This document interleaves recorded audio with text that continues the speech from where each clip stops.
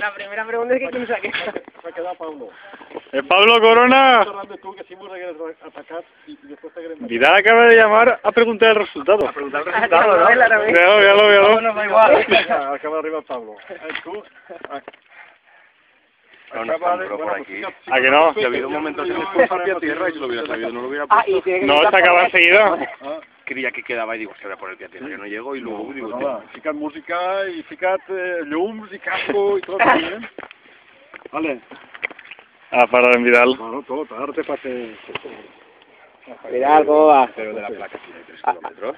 ¿Cuánto hay menos? De 2. Ha sido una ¿Menos de super dos? etapa, tío. Hemos acabado 8 follow. Bueno, yo al menos, Kiko. ¿Cuánto hemos hecho? Yo creo que... ¿Un 800? Ahora te paso a Kiko. Por ahí, Pensaba que era más. creo que sí. ¿Qué? ¿Y Pero Vidal? de la placa aquí, ¿Qué pasa? ¿Cómo era? ¿Se treba en la tenda? Aquí hay medio kilómetro, se la siguiente. ¿Sí? Ah, claro, yo dices la placa, yo dices la placa. La placa es lo súper duro, oye. Claro, claro. Pues a rayar ahí. Después de la placa. Hombre, una curva que ha hecho así, joder. Ahí me he tirado, a ver si le... Aquí no la cabe, ¿estás pro? Aquí como he puesto 180 y me he hecho plasma y se me ha ido.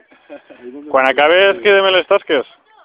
Bueno, vale, ara una cosa. Ahí... Sí, jo et quedaré en algun burrianao, no sé com ho farem.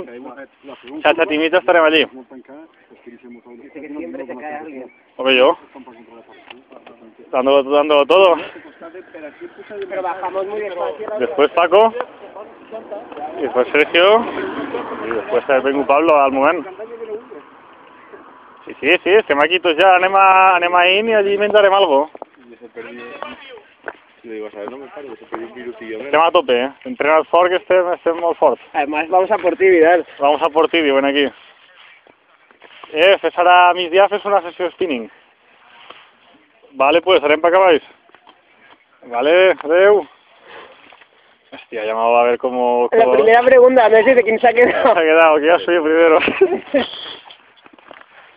Es lo más competitivo de la historia.